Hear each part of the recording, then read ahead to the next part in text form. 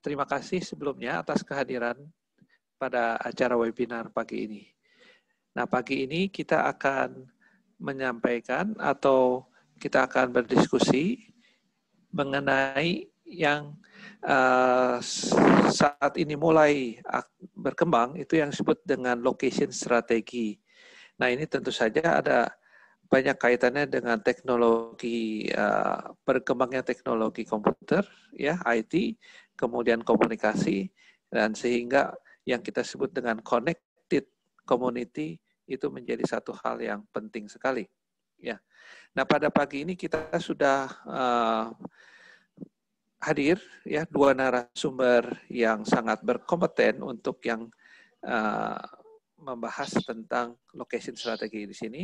Kami telah mengundang Pak Atian dari Esri Indonesia, kemudian juga ada Bu Melvi, yaitu dari Jakarta One sebagai salah satu yang telah mengaplikasikan teknologi ini.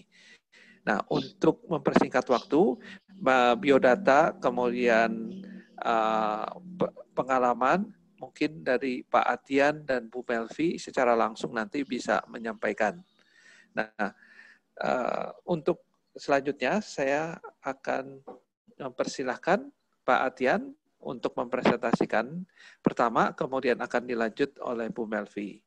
Nah, untuk tempat dan screen-nya ya kami serahkan ke Pak Atian dan Bu Melvi. Silakan. Oke, sebelumnya saya izin share screen.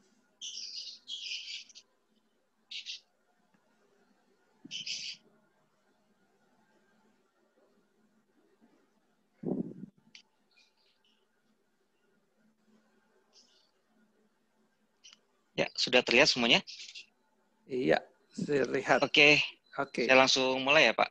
Ya, silakan. Bisa menyampaikan dulu biodata singkat, kemudian bisa masuk ke materinya. Silakan, Pak. Ya, terima kasih Pak Gandhi untuk perkenalan di awal. Selamat pagi semuanya. Perkenalkan, nama saya Atian Pramadita. Pada kesempatan kali ini saya akan menerangkan terkait location strategy for smart city and case study. Cuma untuk case study-nya ini nanti mungkin akan lebih banyak dijelaskan oleh Ibu Melvi ya, karena memang yang sudah mengimplementasikan location strategy untuk di DKI Jakarta. Nah, sebelumnya saya perkenalkan diri dulu. Untuk di ESRI Indonesia ini, saya sekarang menjabat sebagai training team lead atau juga sebagai senior JS specialist di ESRI Indonesia. Di sini saya sudah join dari tahun 2012. Lalu untuk background pendidikan saya, untuk S1 saya teknik geodesi, lalu juga untuk DS2-nya juga saya melanjutkan di teknik geodesi. Nah, di sini juga ada beberapa sertifikasi yang sudah didapatkan karena saya di sini juga sebagai trainer di ESRI Indonesia, jadi saya harus memiliki sertifikasi untuk mengajar, ada Komti SCTT+, lalu juga ada sertifikasi dari Technical ESRI. Oke, sepertinya saya langsung mulai saja karena waktunya terbatas. Nah, karena di sini kita fokusnya akan membahas terkait smart city, jadi yang kita tahu adalah di dalam sebuah kota pasti ada banyak sekali permasalahan atau tantangan yang dihadapi. Salah satu contohnya misalnya masalah kemacetan, lalu juga masalah banjir, lalu juga masalah apa lagi ya? Mungkin masih banyak lagi lah masalah perizinan, dan permasalahan-permasalahan itu bagaimana sih cara kita untuk menanggulanginya. Nah, pada intinya, di sebuah kota atau komunitas, kita ingin menjadi sebuah kota yang berkelanjutan atau sustainable.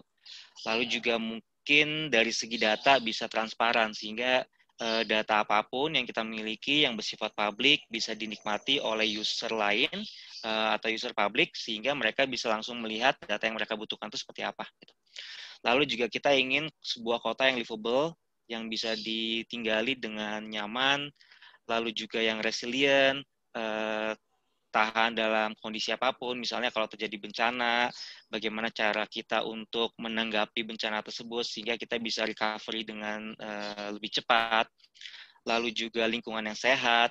Dan yang paling penting adalah bagaimana cara kita bisa berkolaborasi, karena dalam sebuah kota itu pasti ada dinas-dinasnya, dan di mana masing-masing dinas itu harus bisa saling berkolaborasi sehingga bisa menciptakan sebuah data yang bisa digunakan oleh user secara umum.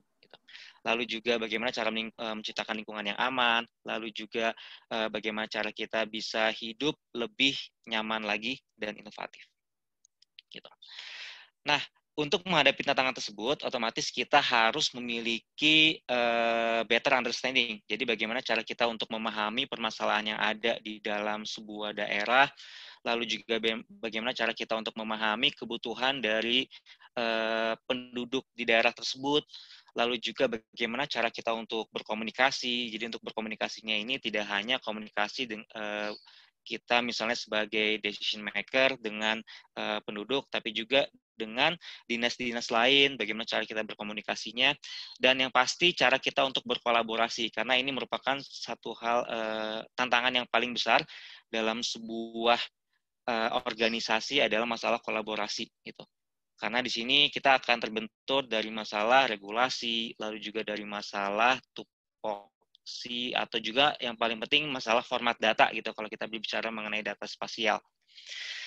Nah, lalu bagaimana sih cara kita untuk menghadapi tantangan tersebut? Ya salah satunya adalah dengan menggunakan data geografis gitu. Bagaimana dengan data geografis ini kita bisa menampilkan data yang sebelumnya datanya ini masih bersifat tabular. Nah, bagaimana kita bisa menampilkan data tabular itu menjadi sebuah lokasi di dalam peta. Bayangkan kalau kita misalnya menerima sebuah report, di situ kita misalnya lihat ada tingkat performance dari sebuah wilayah. Nah, di situ hanya ada data tabular. Jadi di situ misalnya ada nama daerahnya apa, lalu misalnya tingkat penduduknya berapa, dan lain-lain. Nah, bandingkan misalnya kita mendapatkan sebuah report dalam bentuk digital yang bisa diakses web. Nah, di situ kita bisa tampilkan dalam bentuk peta. Di situ kita bisa lihat di masing-masing daerah ada atributnya, ada tingkat populasinya berapa, lalu juga misalnya yang lebih detail lagi tingkat populasi untuk masing-masing range usianya, income, dan lain-lain. Dan pada saat kita tampilkan dalam bentuk digital dan dinamis, si user bisa langsung berinteraksi dengan data tersebut, otomatis pesan yang ingin kita sampaikan terhadap user bisa diterima dengan baik, dan user bisa juga mendapatkan informasi yang dibutuhkannya. Oke, nah di sini kita mengenal ada yang namanya JS gitu. Nah, JS ini sebenarnya apa sih? JS ini sebenarnya yang kalau kita tahu JS itu adalah sebuah aplikasi atau software gitu ya. Padahal sebenarnya JS ini merupakan sebuah sistem yang terintegrasi tidak hanya dari segi software, tapi juga di situ ada people atau orang. Nah, jadi people-nya di sini adalah people yang untuk mengoperasikannya, lalu juga untuk mengatur regulasinya. Lalu juga selain itu, selain tadi sistem, software, people, lalu juga hardware. Nah, jadi bagaimana si aplikasi ini atau software ini bisa kita simpan di dalam hardware yang cukup. Nah, nanti misalnya pada saat sebuah aplikasi ini akan diakses oleh user, dalam jumlah yang banyak, otomatis kita harus memikirkan hardware yang mencukupi agar bisa berjalan dengan baik. Gitu. Lalu juga dari segi analisis atau workflow-nya. Nah, otomatis pada saat kita untuk menjalankan sebuah analisis, di situ kan kita harus mengetahui workflow-nya dulu seperti apa gitu. Misalnya kita ingin mengetahui tadi tingkat kesesuaian lahan misalnya pada suatu daerah. Di situ kan otomatis kita harus tahu dulu workflow-nya seperti apa, kriterianya apa, dan lain-lain gitu. Nah, jadi komponen-komponen tadi harus bisa saling terintegrasi sehingga bisa menjadi sebuah sistem JS yang baik gitu. Oke. Nah, lalu juga tadi saya highlight untuk people. Nah, people-nya di sini sebenarnya tidak hanya dari segi JS profesional, ini hanya salah satu komponen dari segi people saja yang dibutuhkan, di mana si JS profesional ini dibutuhkan untuk melakukan mapping-nya itu seperti apa. Lalu juga nanti di sini ada dari sisi decision maker-nya yang dibutuhkan pada saat untuk menyusun regulasinya seperti apa, sehingga nanti data misalnya kita memiliki ada beberapa data dan data tersebut harus di-share ke siapa. Nah, yang bisa menentukan itu adalah si decision maker-nya gitu. Nah, lalu yang tadi saya sebutkan ada yang namanya hardware. Nah, di sini disebutkan ada geospatial infrastructure. Nah, bagaimana sih cara kita untuk membuat sebuah infrastruktur sehingga nanti bisa digunakan oleh user dalam jumlah yang banyak. Gitu. Nah, di sini yang kita harus pertimbangkan adalah dari segi storage-nya, lalu juga dari segi network, lalu juga dari segi security, dan lain-lainnya. Oke, nah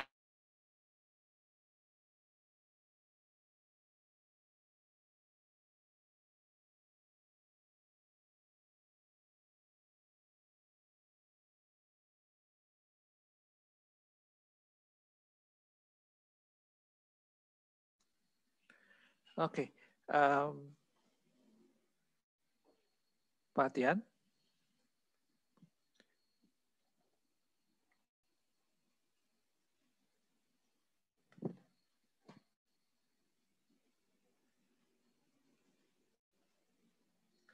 Mohon maaf sebentar, mungkin ada sedikit gangguan, ya.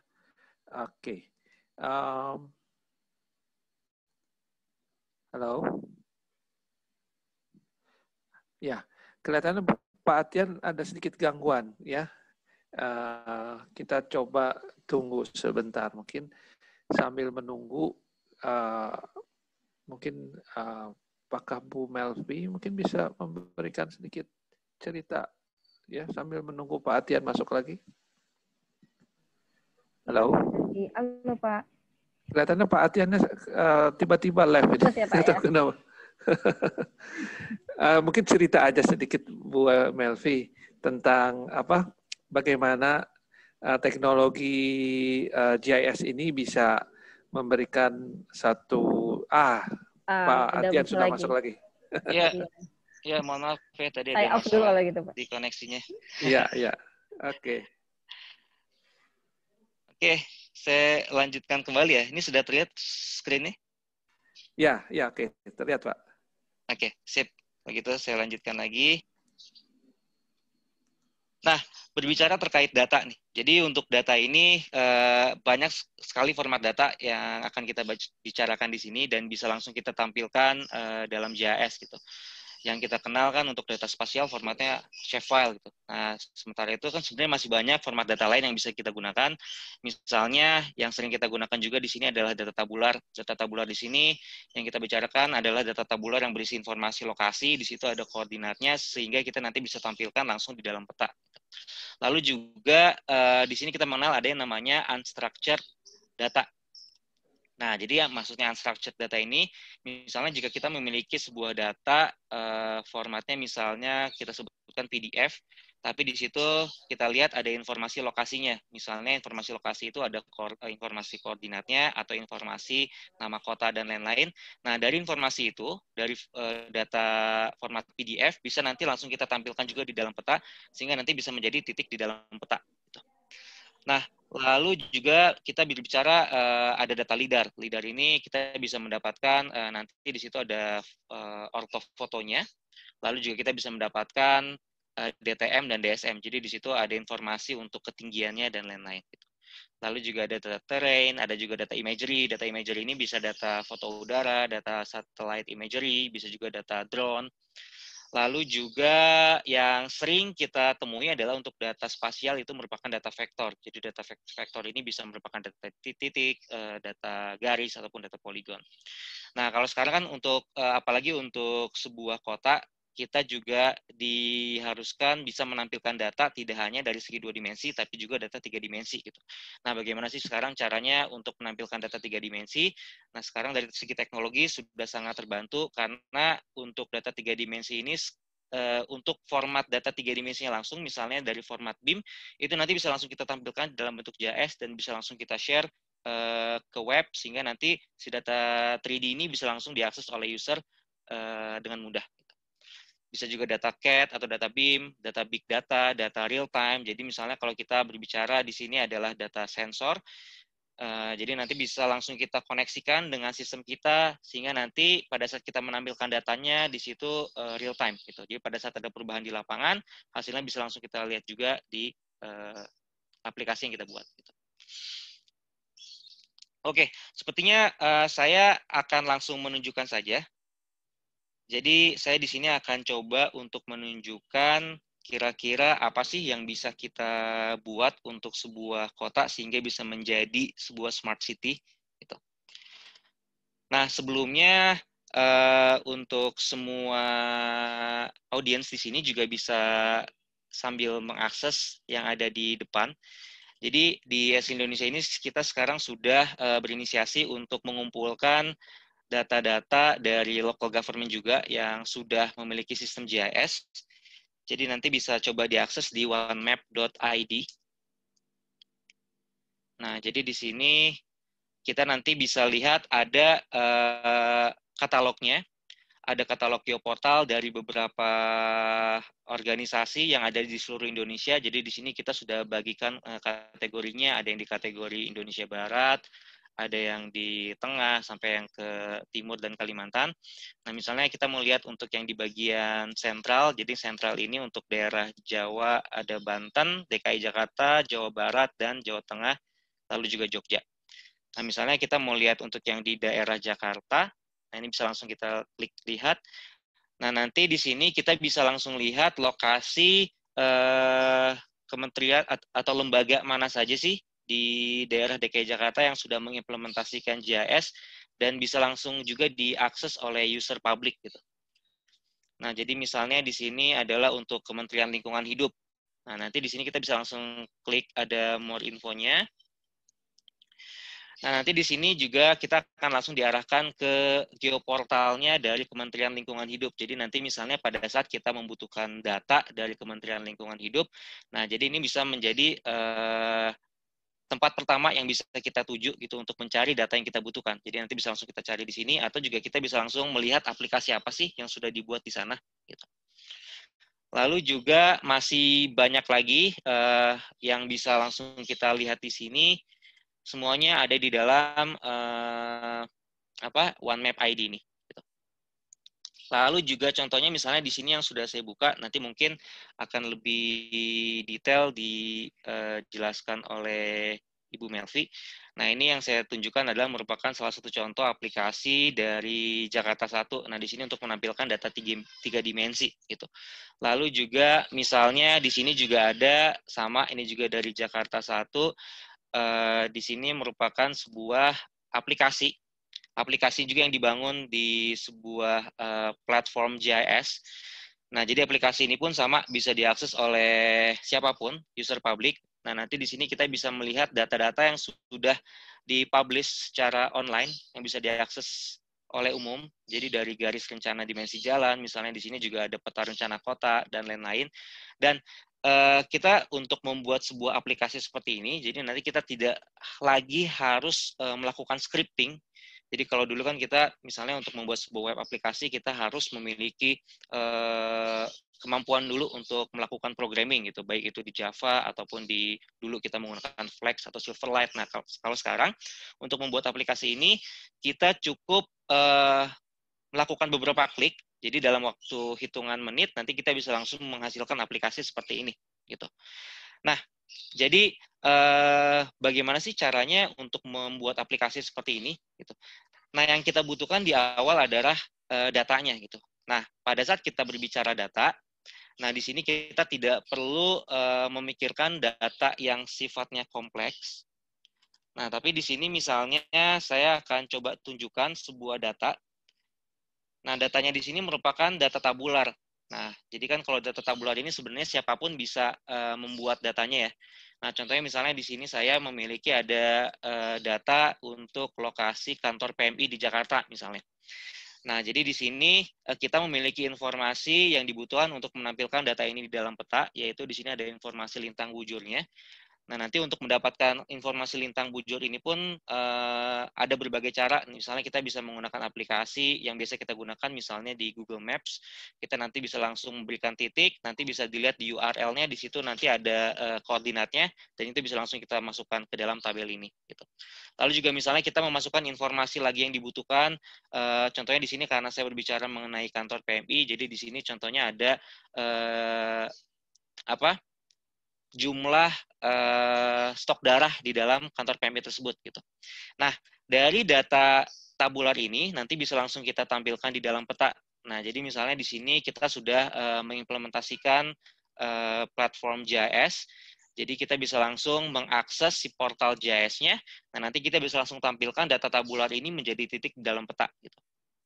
Nah, jadi caranya sebenarnya kita tinggal drag and drop dari Explorer, atau juga kita bisa langsung dari sini, kita langsung add layer from file, nanti kita bisa langsung cari file datanya di mana. Jadi ini bisa langsung saya masukkan datanya. Nah, tadi ini data yang saya tampilkan. Nah, jadi nanti pada saat saya import, tadi dari informasi tabular, kita bisa langsung mengambil informasi koordinatnya dan bisa langsung ditampilkan di dalam peta di sini. Dan nanti juga di aplikasi JS ini juga kita bisa langsung mengatur simbologinya. Misalnya kita mau mengatur simbologinya di sini berdasarkan kuantitasnya dari jumlah pasiennya misalnya, atau dari stok darahnya. Jadi misalnya kalau simbolnya semakin besar, otomatis kita bisa tahu bahwa stok darah di situ lebih banyak dibandingkan dengan yang lainnya. Nah, misalnya kita akan gunakan yang single simbol di sini. Jadi nanti kita bisa langsung dengan mudah mengubah simbolnya di sini, atau juga misalnya kalau kita tidak mendapatkan informasi simbol yang tepat atau tidak sesuai dengan yang ada di list ini, nanti kita bisa langsung menggunakan image yang kita hosting sendiri. Jadi kita nanti tinggal memasukkan URL-nya, dan nanti berdasarkan image itu bisa langsung menjadi simbol di dalam peta. Nah, nanti dari sini kita bisa langsung lihat setelah kita tampilkan dari data tabular, informasi dari data tabularnya pun nanti bisa langsung kita akses di sini.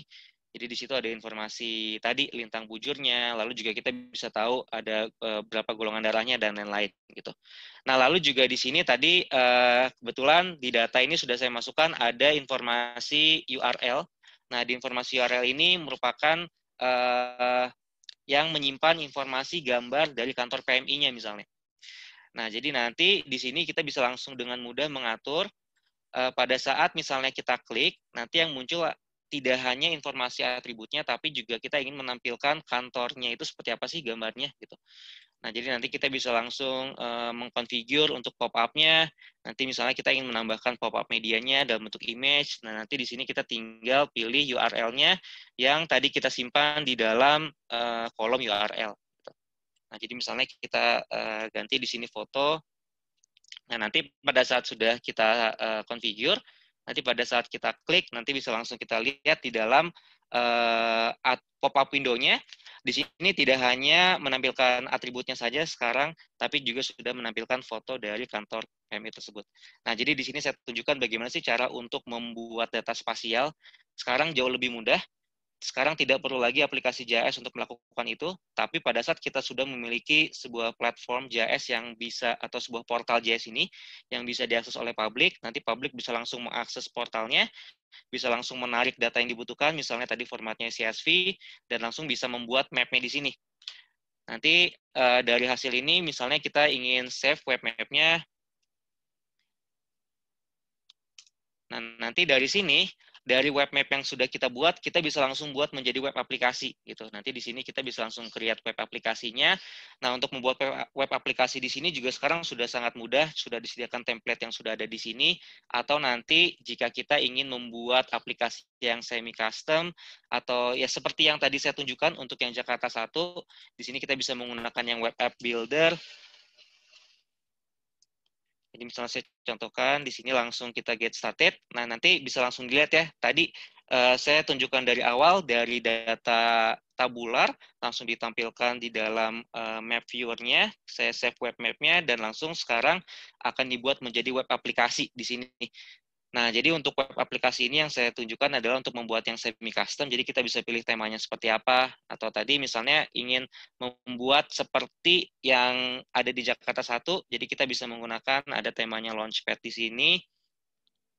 Nah, jadi lalu juga di sini nanti kita bisa tentukan widgetnya. Nah, widget ini merupakan fungsi yang ingin kita tampilkan di dalam aplikasi ini apa sih? Gitu. Jadi yang sudah muncul di sini ada untuk menampilkan legendanya, lalu juga ada untuk menunjukkan layer list-nya. Nah, misalnya di sini kita ingin menambahkan kemampuan untuk mengubah base map. Nanti kita tinggal pilih base map yang ada di sini, kita klik OK. Nah, nanti di sini akan langsung menambah widgetnya, jadi kita bisa langsung memilih widget apa sih yang ada di base map. yang tersedia di sini nanti bisa langsung kita ubah sesuai dengan yang kita inginkan gitu. Lalu juga nanti masih banyak lagi widget-widget lain yang bisa kita gunakan, misalnya widget editing, nanti kita bisa langsung menambahkan titik di dalam petanya, atau juga untuk add data. Jadi nanti pada saat kita menggunakan widget ini, si user bisa langsung memasukkan data melalui aplikasi ini. Jadi bisa memasukkan tipe datanya service, ataupun URL dari service-nya, atau filenya. Jadi misalnya kita punya data CSV seperti yang tadi, kita bisa langsung masukkan ke sini dan nanti bisa langsung ditampilkan di aplikasi yang sudah kita buat ini. Gitu. Jadi nanti misalnya kalau sudah bisa langsung kita save, dan nanti pada saat kita launch, nah ini merupakan hasil akhir dari aplikasi yang tadi sudah kita buat gitu. Jadi tadi bisa kita lihat dalam hitungan menit, dari data asalnya hanya data CSV, kita bisa langsung buat menjadi sebuah web aplikasi yang nanti pada saat si aplikasi ini kita share ke everyone, si user bisa langsung menggunakan aplikasi ini tanpa dia harus melakukan sign in. Gitu. Nah, lalu juga di sini yang saya akan tunjukkan adalah, kalau di sini kan yang saya tampilkan adalah data 2 dimensi. Gitu. Nah, berbicara data 3 dimensi, jadi kita juga bisa memanfaatkan sebuah aplikasi. Di sini ada yang namanya ArcGIS Urban. Nah, jadi ini juga sangat penting untuk sebuah kota yang menuju smart city. Jadi misalnya kalau kita di sini, tadi kan kita tampilkan 2 dimensi, jadi di sini kita bisa tampilkan data secara 3 dimensi.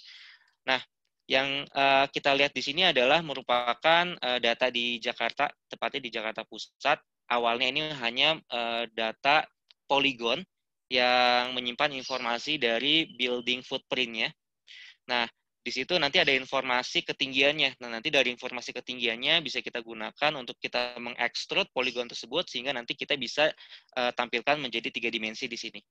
Nah, untuk data 3 dimensi ini pun, kita tidak mengakses data vektornya lagi atau data poligonnya tadi, tapi kita sudah publish menjadi service. Nah, jadi yang kita tampilkan di sini merupakan service, jadi namanya adalah scene layer.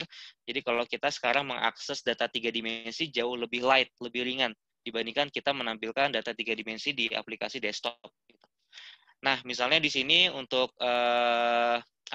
menuju smart city, kita misalnya akan mengimplementasikan ArcGIS Urban ini sehingga nanti user bisa mengetahui daerah mana sih yang akan dibangun gedung yang baru, atau misalnya kita juga bisa melihat progresnya seperti apa dan lain-lain gitu.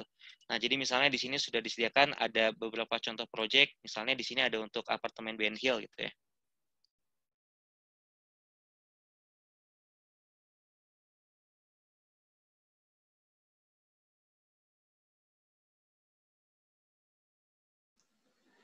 Ya, halo Pak Tian.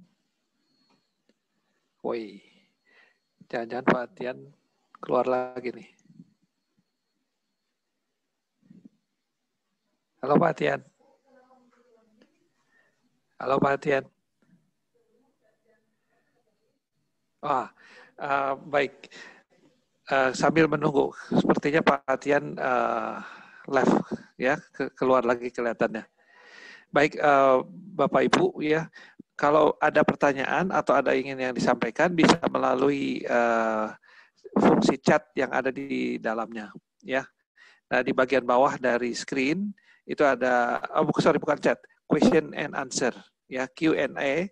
Jadi ada di bagian Q&A, Bapak Ibu bisa klik di bagian Q&A kemudian bisa menuliskan pertanyaannya di sana.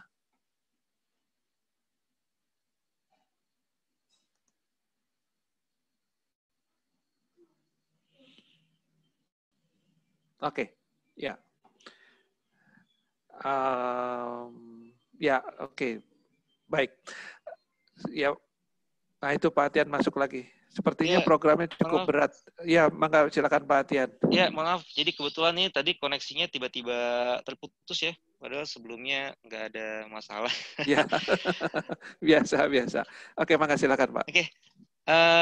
Saya sambil tunjukkan lagi tadi aplikasi terakhir ya untuk yang ArcGIS Urban. Jadi ini satu hal lagi yang mau saya tunjukkan sebelum mengakhiri untuk sesi saya. Nah, jadi tadi misalnya kita di sini sudah memiliki ada, sebentar. Oke. Nah, di sini tadi misalnya ada beberapa project yang sudah kita buat yang bisa nanti diakses oleh user public, sehingga nanti user bisa langsung melihat project apa sih yang sedang berlangsung di daerah tersebut. Nah, misalnya di sini ada project untuk apartemen Ben Hill Indah gitu ya. Nah, jadi di sini juga kita nanti bisa buat ada beberapa skenario. Oke, sebentar. Nah, jadi ini nanti kita bisa lihat ada kondisi skenario yang existing. Nah, jadi ini kondisi saat ini awalnya seperti apa. Nah, lalu nanti ada skenario yang pertama. Jadi nanti di sini misalnya jika kita sudah memiliki ada beberapa desain dalam format BIM, misalnya nanti data BIM itu bisa langsung kita publish menjadi service dan bisa tampilkan di sini. Nanti bisa kita tunjukkan juga ada skenario yang berikutnya misalnya. Nah, ini merupakan contoh desain skenario 2 yang bisa langsung diakses oleh publik gitu. Nah, karena si aplikasi ini nanti kita share publik, nanti publik pun bisa langsung memberikan feedback. Jadi misalnya dia ingin memberikan polling atau apapun, nanti dia bisa langsung memberikan feedback di sini seperti apa sih gitu. Jadi misalnya apartemennya sangat bagus gitu dan lain-lain. Nanti pada saat di save, nanti feedback ini bisa langsung dilihat oleh siapapun yang mengakses aplikasi ini gitu. Lalu juga untuk planningnya di sini tidak hanya yang sifatnya project, tapi juga ada misalnya contohnya di sini kita membuat area plan untuk sebuah area. Nah, contohnya di sini misalnya ada sebuah plan untuk membuat CBD di daerah Ben Hill gitu ya. Nanti kita bisa lihat kondisi existing-nya seperti apa, dan nanti kita nanti bisa tunjukkan nih untuk desainnya ke depannya akan seperti apa gitu. Nanti bisa langsung kita lihat di sini ke depannya untuk daerah Ben Hill ini pada saat dibuat CBD akan menjadi tampilan yang ada di dalam aplikasi ini gitu. Kita bisa lihat dari awalnya masih rumah-rumah penduduk, sekarang kita bisa tampilkan dalam model bangunan 3 dimensi, bangunan atau gedung-gedung pencakar langit yang ada di sini gitu.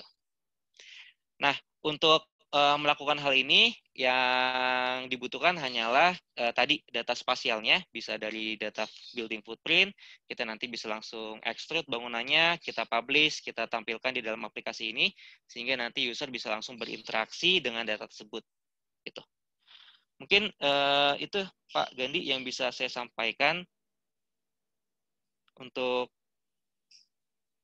lebih dalamnya lagi nanti bisa langsung dibahas di sesi diskusinya. Ya, kita bisa sambil diskusi nanti. Ya. Oke, baiklah. Sangat menarik ya Pak Tian. Artinya dengan teknologi di sini kita bisa mengaplikasikan bagaimana connected community itu bisa menjadi satu hal yang sangat berguna ya buat kita semua. Nah, untuk selanjutnya mungkin saya akan mempersilakan Bu Melvi ya untuk memberikan paparannya yang berkaitan dengan implementasi dari teknologi tadi. Ya, waktu dan tempat ya, waktu dan layar ya saya serahkan untuk Bu Melvi. Silakan Bu Melvi. Terima kasih. Baik, terima kasih Pak Gandhi, Mas Dian tadi yang sudah duluan. Tadi sebenarnya benar banget. Mungkin kalau saya dari pemerintah ya Pak ya, bagaimana mengaplikasikan sebenarnya apa yang tadi udah banyak disampaikan oleh Mas Dian. Nah nanti mungkin nanti saya juga akan langsung liatin aplikasi realnya, cuma sementara saya sedikit pendahuluan, saya share screen dulu ya.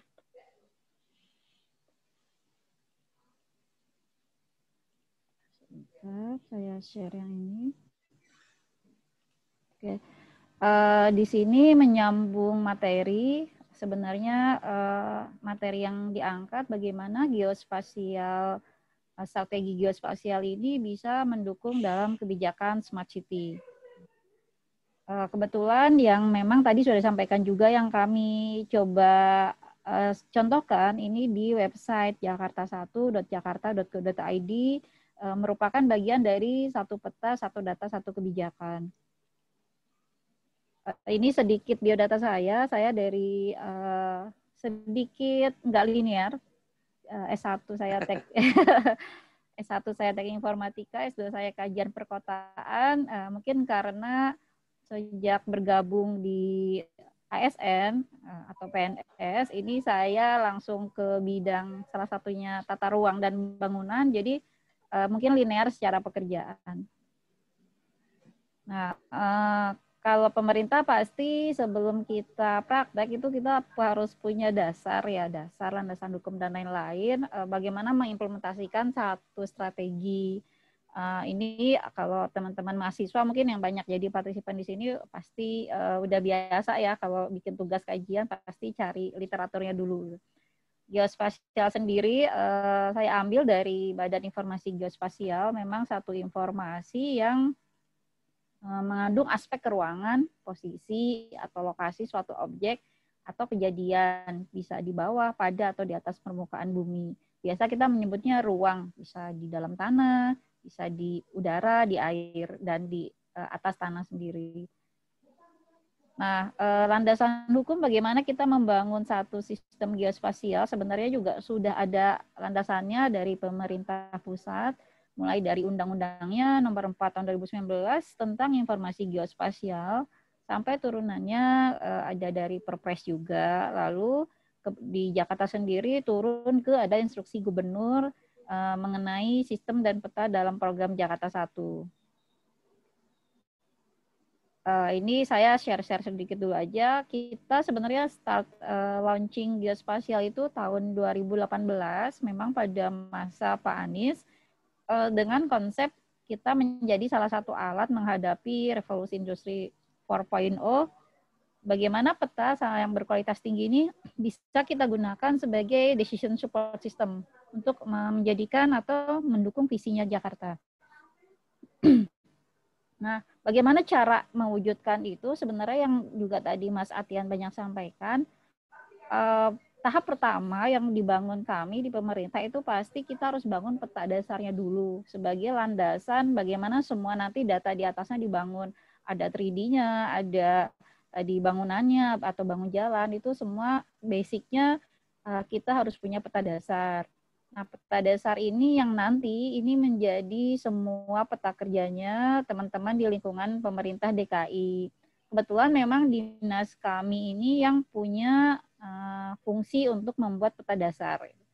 Nah, setelah peta dasar ini ada, yang saat ini sudah tersedia sampai batas RT, ini kemudian kami publikasikan ke teman-teman di SKPD atau di departemen di pemerintah Jakarta.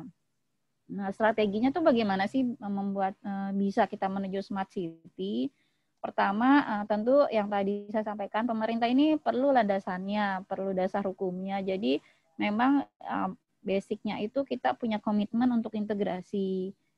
Kalau semua departemen bekerja sendiri itu tidak bisa terwujud. Nah, komitmen ini kita tuangkan di dalam instruksi gubernur. Lalu tadi kita mewujudkan peta dasar, dan sejak 2018 sampai saat ini itu kita sudah melakukan pengumpulan peta dan data dan mengembangkan beberapa aplikasi terpadu. Nah, setelah ini semua terkumpul, sebenarnya bagaimana sih Smart City konsep untuk Jakarta? Ya, nah ini saya share juga sedikit visi misi Jakarta. Bagaimana teknologi GIS sebenarnya bisa mewujudkan visi misi perkotaan ya. Mungkin kalau Jakarta memang masuknya perkotaan, dan bagaimana ini bisa berfungsi untuk mewujudkan ini. Nah, ini kalau teman-teman kebayang di gambar sebelah kiri ini sebenarnya data kita itu udah sangat tersebar di mana-mana dan mungkin tidak struktur. Lalu apa yang kita lakukan saat ini adalah melakukan kompilasi sama analisis data. Kita coba merapikan satu persatu dalam 2 tahun ini dengan harapannya ke depannya semua data ini bisa menjadi rapi dan menjadi decision making untuk kebijakan DKI. Jadi di warna biru ini sebelah kiri data dan peta pemerintah dituangkan dalam setiap bidang tanah. Kalau Jakarta itu sangat detail sehingga setiap persil, setiap bangunan itu kita sangat perlu informasinya. Jadi tidak lagi misalnya satu kelurahan, satu RW pun tidak, kita benar-benar kerjanya di per satu persil, satu lahan. Nah, Smart City bagi kita itu perlu adanya peran serta masyarakat, lalu kebijakan tadi 3D mengenai ruang. Nah, kalau konsep tadi udah dijelaskan untuk membentuk itu perlu infrastruktur IT dan lain-lain, sehingga untuk mewujudkan peta dasar saja sebenarnya banyak proses yang terjadi. Ada tadi Mas Atian mencontohkan data tabular, ada dokumen fisik gitu. Apalagi kalau di pemerintah, teman-teman bayangkan itu banyaknya dokumen fisik. dari zaman dulu mungkin ya kita banyak bergerak di dokumen fisik. Dan bagaimana kita mulai mendigitalisasi dokumen tersebut, kita petakan dan lain-lain, lalu kita bikin banyak peta tematik dan lain-lain dari berbagai institusi. Nah, proses ini sebenarnya cukup lama ya, apalagi harus ada komitmen dari teman-teman semua. Kemudahan akses tentu kami juga mengimplementasikan tadi lewat handphone, pakai survei, lewat ArcGIS desktop yang mudah terkoneksi online, lewat web biasa, 3D dan lain-lain itu target juga. Karena kalau sistem sebenarnya tidak mudah, maka user pun malas menggunakannya sebenarnya. Mungkin ini salah satu implementasi terakhir yang kami kerjakan karena dalam masa pandemi ini kami juga ada tim untuk bagaimana memetakan persebaran kasus COVID. Dan ini bekerjasama dengan teman-teman di Dinas Kesehatan dan teman-teman di Dinas Kominfotik, Komunikasi Informatika dan Statistik. Kami bagian memetakan bagaimana persebaran kasus ini. Nah, mungkin kalau di publik, teman-teman bisa lihat juga ini kolaborasi kita di Corona Jakarta Go ID. Kami hanya mendisplay sebaran per kelurahan. Tapi di belakang ini sebenarnya kami sangat banyak menggunakan seperti menganalisis peta risiko, mana zona yang sudah aman, dan lain-lain yang bisa digunakan untuk kebijakan pemerintah. Ini juga sebenarnya manfaat apa sih geospasial ini kalau kami dari sisi pemerintahan itu memang sangat banyak di internal ya.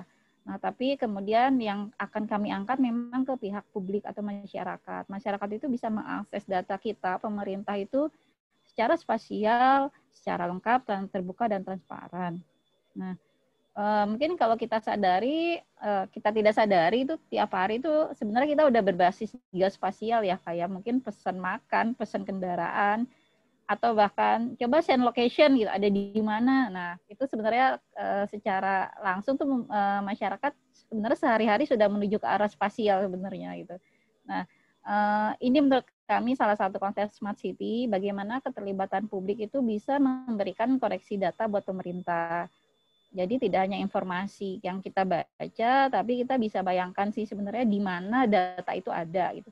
Ketika kita bilang misalnya saya mau makan di restoran A, tidak hanya kita baca restoran A, tapi kita bisa lihat oh restoran A itu di sini, di sebelah jalan ini dan lain-lain.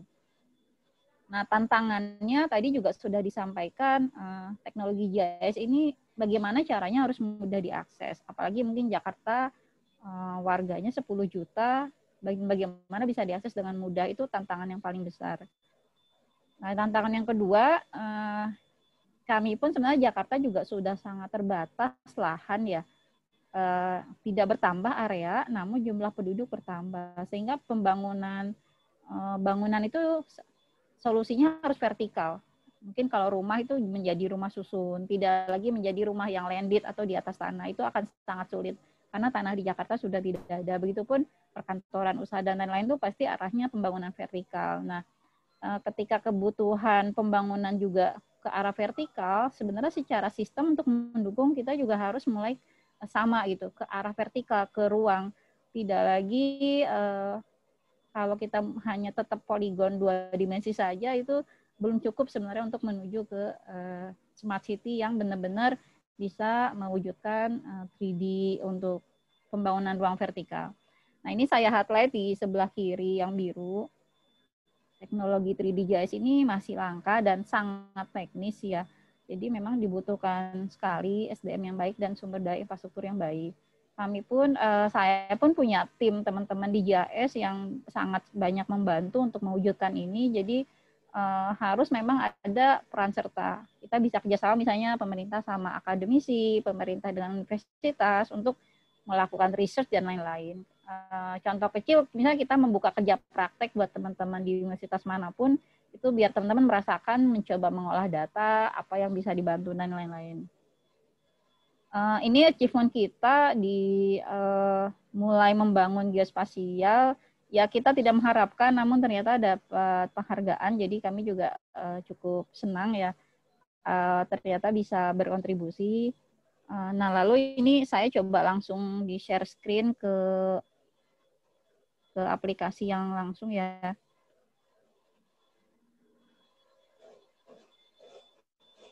Sebentar.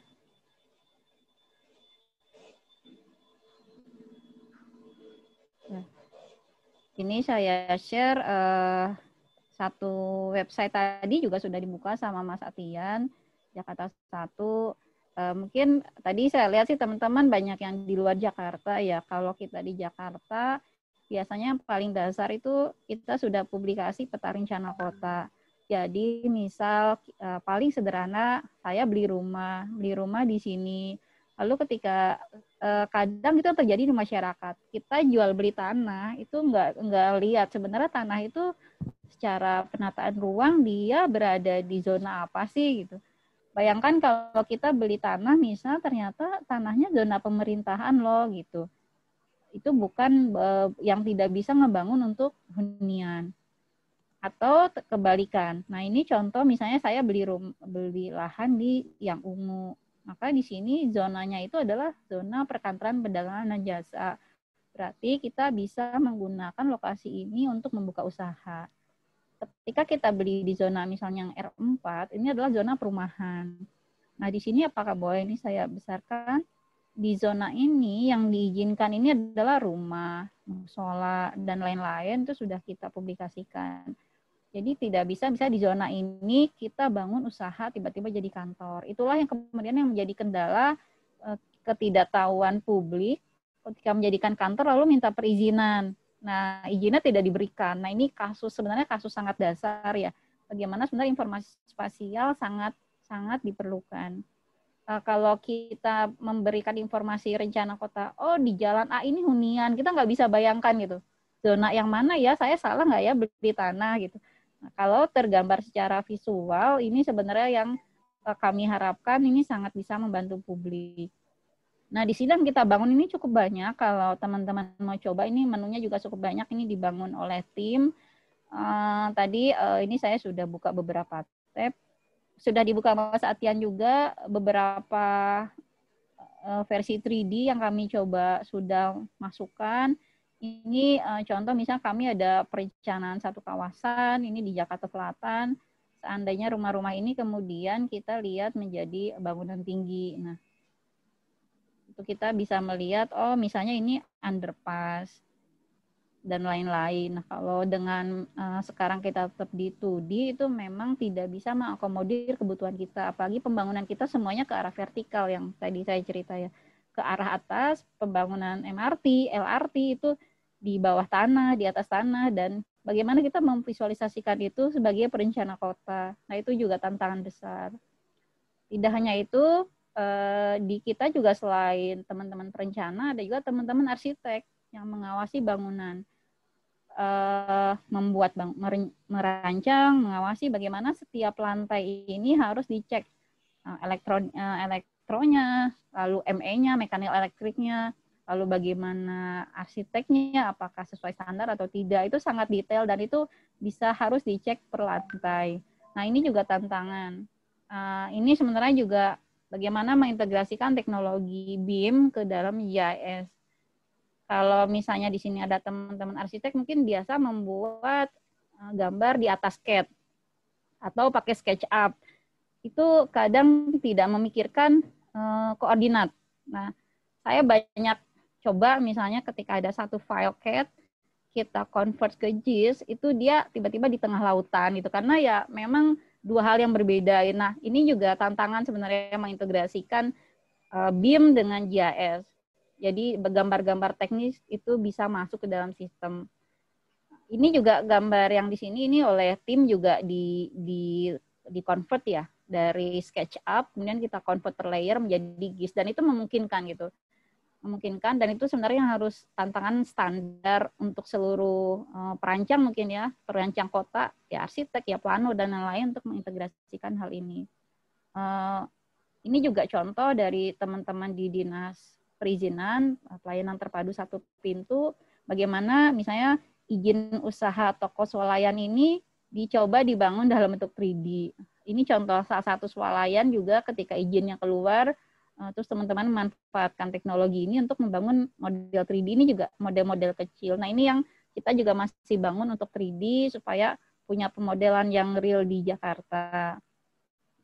Selain ke 3D, ya kalau 2D kita juga udah cukup banyak tematiknya. Ini Kalau di Jakarta 1, teman-teman bisa lihat berbagai menu, ada informasi banjir, wilayah banjir di mana aja kalau diklik, ada kedalaman berapa banjirnya, dan lain-lain.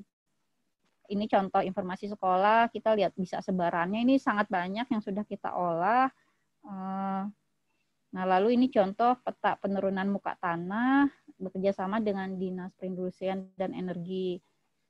Misalnya kita menganalisa dari sisi geologinya ya, ternyata yang merah ini penurunan muka tanahnya paling tinggi.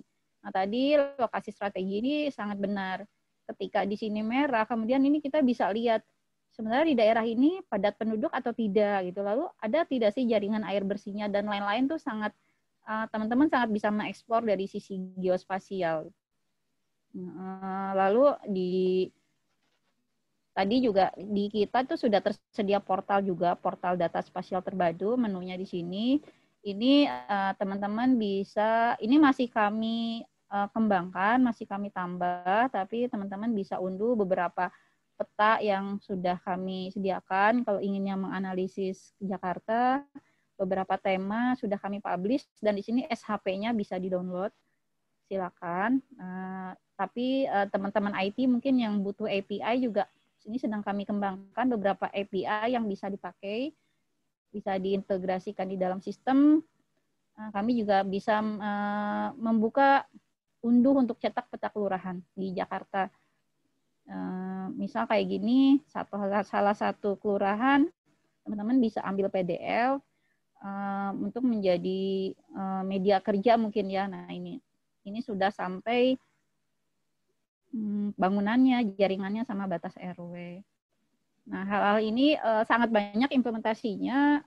Nah, memang yang tadi kembali ke presentasi, sebenarnya yang kami mulai kembangkan itu bagaimana kita berinteraksi ke publik, ke masyarakat, supaya datanya tidak hanya satu arah. Ketika teman-teman download data itu bisa saling koreksi. Oh, ini ternyata salah loh, sekolahnya sebelah sini, batas RW-nya sebelah sini, gitu, dan lain-lain. Kita ingin menerapkan itu sebagaimana mungkin kalau kita juga familiar sama Google ya, bagaimana itu publik mudahnya dia memberikan informasi ke Google gitu. Nah, mungkin kita di Indonesia harusnya gimana caranya kita sendiri membantu pemerintah sendiri untuk mengembangkan informasi yang akurat. Itu salah satunya. Nah, ini terakhir mungkin yang tadi di Corona Jakarta Go ID, ini juga kami sudah kolaborasi. Jadi pemetaannya bagaimana, lalu selain peta sebenarnya bisa juga kita kembangkan dalam bentuk grafik, yang memang juga ini kami kerja platformnya di platformnya Argis. Bagaimana grafik kasus positif aktif ini juga kita buat dari basicnya dari bentuk file SHP, tapi bisa kita integrasikan. Jadi tidak hanya sebenarnya pemetaannya saja, tapi berbagai cara bisa kita ambil. Ini juga terakhir, ini kita ada kolaborasi sosial berskala besar di masa pandemi ini. Ini kita kolaborasi, jadi contoh ini juga dibuat sama tim, memetakan misalnya UMKM yang terdampak. Misalnya UMKM-nya di sini, di lokasi lorong ini ada 417 yang membutuhkan bantuan.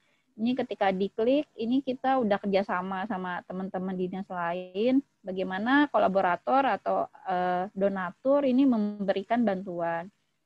Tuh, nah ini jadi banyak sekali buat teman-teman, apalagi mungkin teman-teman mahasiswa yang masih kuliah, mungkin teman-teman yang menjadi penerus ya, generasi muda. Maksudnya ayo kita kembangkan bersama-sama dan mudah-mudahan bisa dipakai di ya pemerintah sendiri gitu, di wilayahnya masing-masing.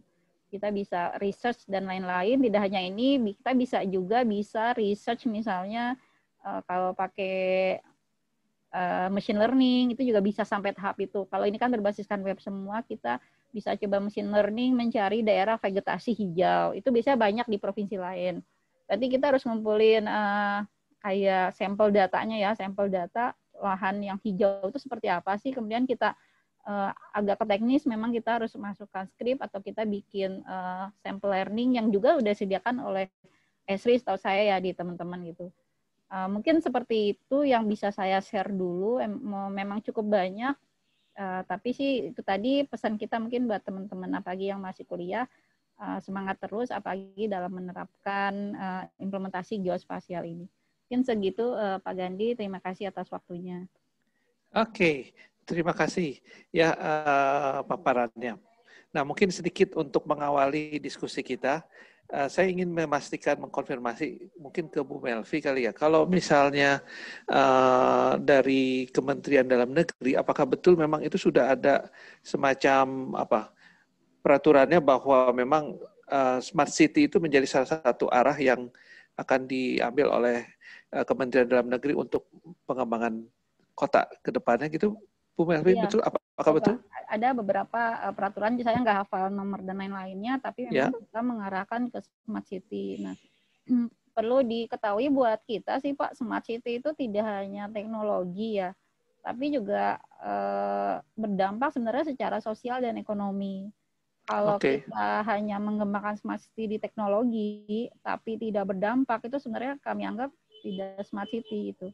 Contoh mungkin seperti gini, kalau di luar, bagaimana satu ID itu dia misalnya masuk ke rumah sakit, connect ke data pajaknya gitu, connect ke data perizinan dan lain-lain tuh udah single ID smart city itu, jadi dampaknya ada ke masyarakat. Itu sih Pak poin buat kami untuk smart city. Oke. Ya, nah itu mungkin untuk membuka diskusi kita ya pada pagi ini. Nah, mungkin ada beberapa pertanyaan yang ada di question answer box-nya.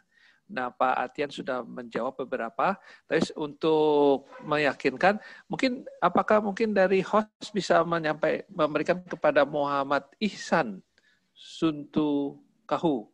Apakah mungkin Bapak Muhammad Ihsan bisa membaca apa yang sudah dijawab oleh Pak Atian, atau ada ingin pertanyaan lain?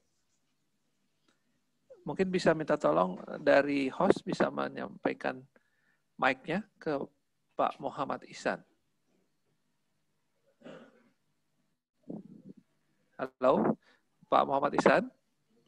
Oke, kelihatannya Pak Muhammad Ihsan tidak di tempat. Ya, kita coba lanjut ke yang kedua, Pak Reksi El Nando. Nah, ini juga sudah dijawab oleh Pak Atian. Ya, Pak Reksi, apakah ingin bertanya lebih lanjut? Silakan. Halo, Assalamualaikum. Waalaikumsalam. Mangga, silakan Pak Reksi. Apakah jawaban dari Pak Atian sudah mencukupi atau ada ingin yang ditanyakan lebih lanjut ya kaitannya dengan pertanyaan Bapak? Iya, terima kasih Pak. Saya ingin bertanya, ini keraguan aja sih dalam pengolahan data dari ENVI dan juga ArcGIS gitu Pak. Nah, kalau menurut saya kan kalau di ENVI itu kan kalau sudah dianalisis terbimbing dan juga tidak terbimbingnya tersebut, lalu kan dianalisis lagi melalui ArcGIS gitu kan. Nah, lebih efektif di ArcGIS atau di ENVI gitu kalau yang sebenarnya gitu. Saya penasaran di sana aja sih gitu. Oke, silakan Pak Atian. Ya, saya bisa langsung jawab ya. Jadi untuk pengolahan data citra sendiri, karena kalau kita lihat jika dibandingkan ArcGIS dengan ENVI ini kan merupakan software khusus untuk pengolahan data citra ya. Sehingga di ENVI ini lebih banyak fungsi-fungsi yang bisa kita gunakan gitu dibandingkan di ArcGIS. Nah, sebenarnya di ArcGIS pun kan kita sama bisa melakukan proses analisis citra, cuma yang lebih praktikal aja sih kalau untuk yang di ArcGIS. Jadi di situ kita juga bisa melakukan klasifikasi citra baik yang supervised ataupun yang unsupervised ataupun yang object based, itu bisa kita lakukan gitu. Lalu juga untuk masalah mendeteksi vegetasi menggunakan NDVI, sebenarnya di ArcGIS pun kan sudah kita bisa langsung menggunakan tools yang ada. Bahkan pada saat kita ingin melakukan proses NDVI-nya ini di web, karena nanti misalnya kita kan ke arah smart city nih, jadi untuk proses ini kita akan lakukannya langsung di web. Nah, itu memungkinkan juga gitu. Jadi nanti kita bisa langsung mempublish data citranya ini menjadi image service. Nah, nanti dengan image service ini nanti kita bisa langsung lakukan analisis melalui web aplikasi yang kita buat. Nah, di situ nanti kita bisa tambahkan satu buah widget yang bisa langsung mendeteksi daerah vegetasinya itu di mana sih gitu. Oke. Gitu sih. Oke. Ya. Oke, itu mungkin ya. Nah, kita coba lihat ke pertanyaan lain. Ya, sebelumnya udah oke, Pak Reksi, atau ada? Oke. Soalnya saya masih mahasiswa, Pak. Jadi Ya, penasaran di sana aja gitu. oh ya, Mas Reksi. Oke, makasih. Ya, kita Terima lanjut kasih, Pak. ya sama-sama ke Ya. pertanyaan berikutnya. Nah, di sini mungkin ada Pak Yosi Andika, ya ada beberapa pertanyaan yang disampaikan. Ya mungkin dari yang pertama itu ke Pak Atian, yaitu Ya. untuk kaitannya dengan mungkin daerah kota baru ya di rumah ini disampaikan bahwa didominasi oleh lahan pertanian. Atau mungkin karena mungkin penyanyi tidak terlalu banyak, mungkin Pak Yosi silakan, mungkin mau ingin menyampaikan. Oke, mungkin sambil menunggu. Oh, Pak Yosi. Ya, Pak Yosi Andika, silakan. Oke, terima kasih atas waktunya. Mungkin di sini ada 5 pertanyaan untuk Pak Atian, sama 4 pertanyaan kepada Bu Melvi. Mungkin yang pertama, di sini di Kota Batu itu kan didominasi lahan pertanian. Cuman 10 tahun terakhir di sini untuk pariwisatanya itu sangat pesat untuk perkembangannya. Nah, saya ingin menanyakan bagaimana cara mengatasi permasalahan di pertanian agar petaninya itu bisa sejahtera lah, kayak gitu. Mungkin dilihat dari aspek smart city-nya. Oke. Kalau untuk pertanyaan yang pertama ya Pak ya, kalau saya kaitkan dengan smart city atau kaitannya dengan data spasial gitu. Jadi misalnya nanti kita pada saat ingin membuka lahan atau menggarap sebuah lahan pertanian, nanti di situ kita bisa lakukan analisis terlebih dahulu. Jadi kan di dalam JS ini kan kita bisa melakukan contohnya analisis untuk kesesuaian lahan. Nah, apakah memang di daerah tersebut sesuai atau tidak sih untuk ditanami misalnya untuk tanaman jagung gitu. Nah, nanti kita di situ bisa langsung membuat dulu kriteria-kriterianya itu seperti apa sih untuk mengetahui kesesuaian lahan untuk tanaman jagung misalnya contohnya. Jadi misalnya apakah dari segi jenis tanahnya, lalu juga dari curah hujannya, lalu juga misalnya nanti kita berbicara untuk masalah akomodasi. Jadi kita mencari yang jarak ke jalannya seberapa jauh. Nah, nanti parameter atau kriteria itu yang harus kita tentukan sehingga nanti kita bisa mengetahui ini apakah lahan tersebut sesuai atau tidak sih untuk ditanami tanaman jagung seperti itu gitu. Nah, lalu juga nanti misalnya kita juga bisa memanfaatkan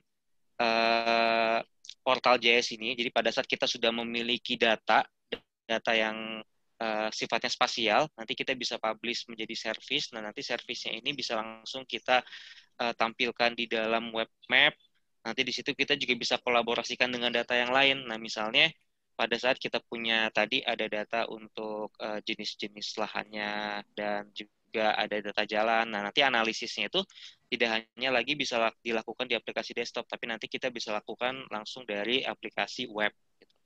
Lalu juga nanti misalnya kita bisa membuat sebuah aplikasi yang berisi dalam bentuk story map gitu. Nah, jadi nanti di situ kita bisa misalnya membuat sebuah aplikasi yang menjelaskan terkait sejarah dari lahan pertanian tersebut dan kita punya informasi yang temporal dari waktu ke waktu. Nah, jadi dari situ mungkin bisa kedepannya bisa meningkatkan juga atau yang tadi yang untuk mengatasi dari bidang pertanian sih. Jadi itu sih Pak, mungkin dari ide dari saya. Oke. Maka Pak Yosi, Kota Batu udah mendevelop smart city?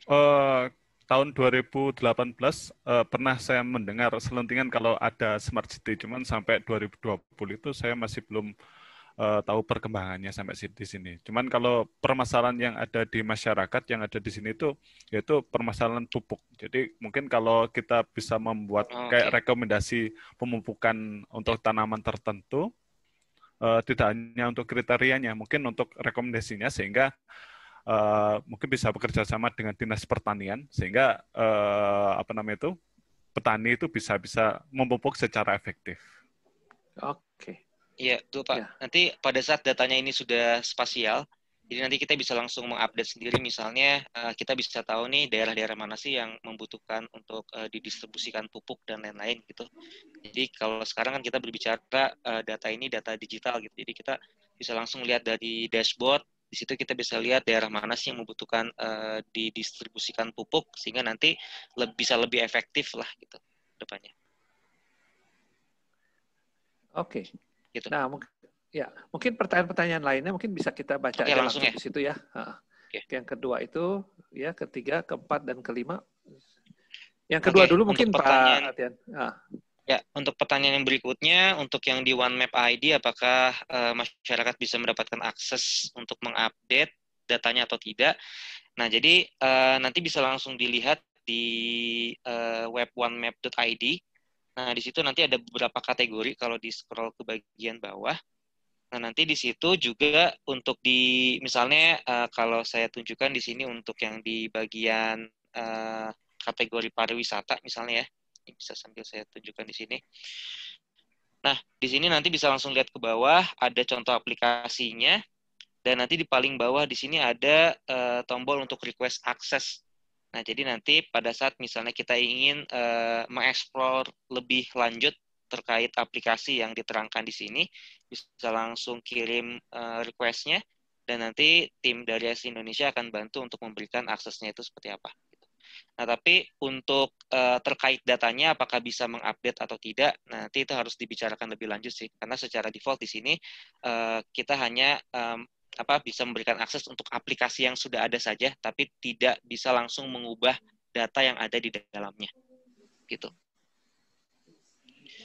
Itu untuk yang pertanyaan yang kedua. Ada tanggapan mungkin? Apa sudah cukup, Pak Yosi? Sudah. Ya. Nah, lalu yang berikutnya yang secara teknis bagaimana cara memasukkan input data untuk tadi data rusun dan apartemen. Nah, untuk data rusun atau apartemen tadi format datanya merupakan data BIM. Jadi untuk format data BIM ini bisa dari format AFC ataupun data Revit. Nah, kalau kita bicara untuk format data Revit, nah nanti si data BIM itu bisa langsung kita tampilkan di aplikasi desktopnya. Jadi kita menggunakan ArcGIS Pro namanya. Nah, nanti dari ArcGIS Pro ini bisa langsung kita publish. Nanti kita publish dalam bentuk scene layer. Nah, nanti scene layer-nya ini yang bisa langsung ditampilkan di aplikasi yang tadi saya buka menggunakan ArcGIS Urban. Gitu. Jadi, kita tidak perlu melakukan konversi data sama sekali. Jadi, cukup dari format data awalnya, dari format data BIM, kita tampilkan di aplikasi desktop, di ArcGIS Pro, kita publish menjadi scene layer, atau menjadi service 3 dimensi, sehingga nanti bisa kita tampilkan melalui web 3 dimensinya. Gitu.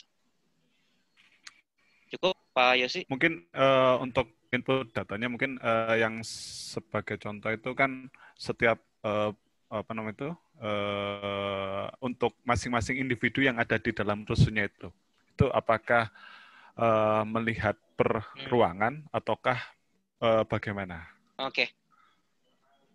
Ya, jadi untuk aplikasi yang tadi saya tunjukkan untuk yang ArcGIS Urban ini memang untuk skalanya adalah skala bangunan. Jadi kita tidak berbicara yang lebih detail lagi untuk per lantainya seperti apa.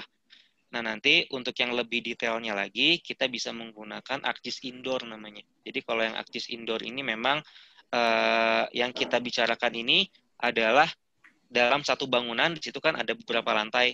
Nah, jadi nanti kita bisa mappingkan di dalam per lantai itu datanya ada apa saja. Lalu nanti kita bisa melakukan bisa melakukan simulasi untuk evacuation route, karena di situ nanti kita bisa ketahui misalnya kita ingin tahu dari ruangan 1 ke ruangan 2 yang paling optimal lewat mana sih. Jadi untuk yang tadi saya tunjukkan itu belum berbicara terkait per lantai yang ada di dalam bangunannya. Gitu. Jadi skalanya masih skala gedungnya itu sendiri atau skala bangunannya saja. Gitu. Ya. Itu sih, Pak. Ya, nah, untuk yang berikutnya, untuk analisis spasial, apakah lebih baik menggunakan ArcGIS Pro atau ArcGIS Online? Nah, apabila kita berbicara mengenai analisis spasial yang cukup kompleks atau advance, otomatis lebih baik menggunakan ArcGIS Pro atau aplikasi desktop. Karena di situ banyak tools yang bisa kita gunakan, dan yang hanya bisa digunakan di ArcGIS Pro. Gitu. Nah, walaupun sebenarnya di ArcGIS Online kita bisa melakukan analisis spasial. Nah, di situ sudah ada beberapa tools yang tersedia secara default. Nah, apabila tidak ada tools yang kita inginkan tidak tersedia di situ, nanti kita bisa publish tools yang kita butuhkan atau model yang sudah kita buat di model builder menjadi job processing service. Nah, sehingga nanti job processing service itu bisa kita gunakan di web aplikasi, sehingga nanti di web aplikasinya kita bisa melakukan analisis yang sama seperti yang kita lakukan di desktop. Nah, tapi untuk melakukan itu kita harus memiliki Actis Enterprise gitu. Jadi tidak cukup dengan Actis online saja. Gitu. Itu sih, Pak, untuk yang pertanyaan nomor 4. Nah, lalu yang berikutnya, bagaimana cara untuk membuat data soil mapping?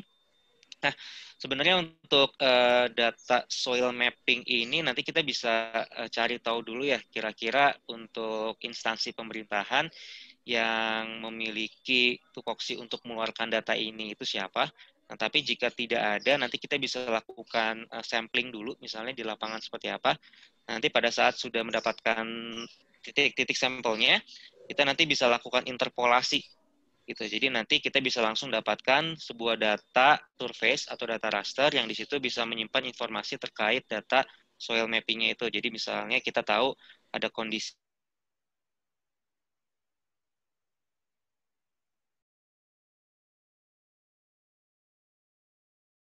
surveinya dulu ke lapangan, pada saat sudah mendapatkan titik samplingnya bisa langsung kita lakukan interpolasi menggunakan aplikasi GIS. Itu sih Pak untuk yang pertanyaan yang terakhir. Ya, Sudah cukup? kalau yang digital soil mapping ini kan kadang kita menggunakan batas alami di lahan, yaitu berupa kelerengan. Cuman kadang kita ya bisa menggunakan batas itu atau berupa data raster. Mungkin kalau kelebihan data raster sama yang batas alami lahan atau dibuat poligon itu lebih baik yang mana untuk kegiatan smart city-nya itu? Oke. Ya, jadi kalau untuk analisis, saya sih sebenarnya rekomendasikan untuk data raster ya, untuk menggunakannya. Karena untuk data raster ini kita memang bisa langsung lihat nilai itu untuk per pixelnya. Sementara kan kalau untuk data poligon, untuk satu row ini atau satu baris itu kan merepresentasikan satu poligon ya. Jadi satu poligon itu misalnya kalau kita bilang areanya itu misalnya 100 meter persegi, nah jadi dalam 100 meter persegi itu ya hanya bisa diberikan informasi yang sama gitu. Nah, tapi kalau kita berbicara data raster, di dalam cakupan 100 meter persegi itu bisa menyimpan informasi yang lebih banyak lagi. Sehingga nanti pada saat kita melakukan analisis bisa lebih advance hasilnya dan bisa lebih reliable sih, Pak. Gitu. Ya, terima kasih, Mas. Ya, terima kasih Pak Yosi pertanyaannya. Silakan Pak Gandhi bisa dilanjutkan. Baik, terima kasih Pak Atian. Nah, berikutnya selanjutnya adalah mungkin Pak Yosi masih ada pertanyaan dengan Bu Melvi. Untuk Bu Melvi ya. Mungkin Bu Melvi bisa langsung aja saya pikir ya. Nanti Pak Yosi bisa menanggapi atau memberikan klarifikasinya. Silakan Bu Melvi. Oke, makasih Pak Gandhi. Pak Yosi ya, saya coba jawab ya Pak dari yang di QA. Yang pertama, batas kelurahan atau desa merupakan salah satu permasalahan di dinas. Gimana cara mengatasi? Betul banget Pak. Ketika kita membuat ini tuh banyak sekali perselisihan dan ketidaksepakatan yang terjadi pada saat batas kelurahan. Metodenya bagaimana? Yang pertama, ini saya juga mungkin sambil share screen. Nah, ini contoh batas ya. Ini yang berwarna ini batas DKI, ini di luar DKI. Metode pertama itu kami sudah turun sampai ke tingkat kelurahan. Jadi kerjasamanya dengan Biro Tata Pemerintahan di DKI yang menaungi dari wali kota, kecamatan, kelurahan. Terus kita juga ada FGD, focus group discussion waktu itu di beberapa wilayah. Jadi survei ke lapangan, lalu kita petakan batasnya, lalu kita FGD-kan lagi, dan dalam setahun itu telah terjadi beberapa kesepakatan.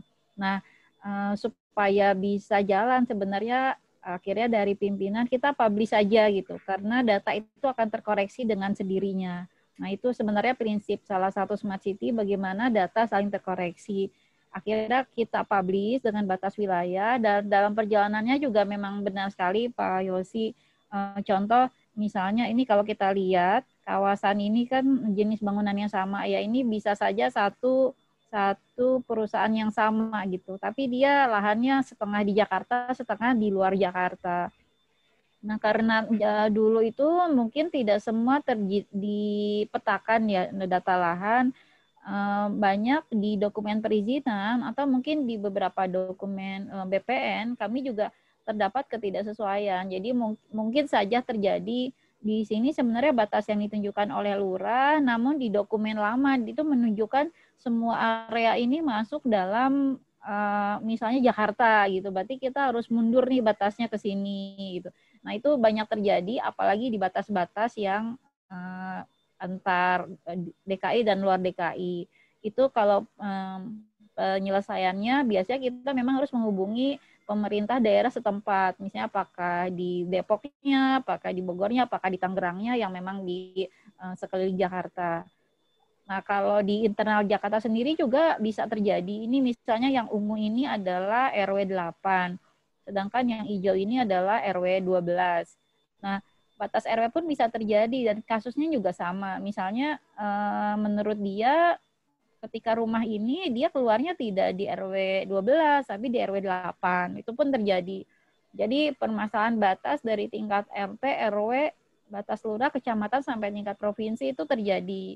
Tapi dengan kita mempublikasikan ini sebenarnya kita juga begitu berjalan itu kita mendapatkan koreksi.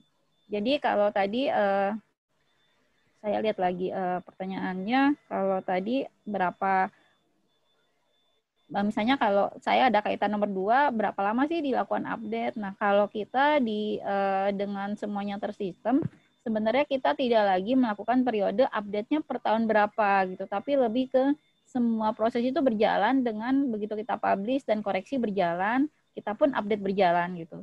Contoh lagi tadi menjawab langsung pertanyaan nomor 2, pembaruan data untuk persilahan dilakukan berapa tahun sekali untuk data EDTR. Nah, kalau zonanya sendiri, data EDTR itu kan memang 5 tahun sekali. Dan itu kita buka di konsultasi publik.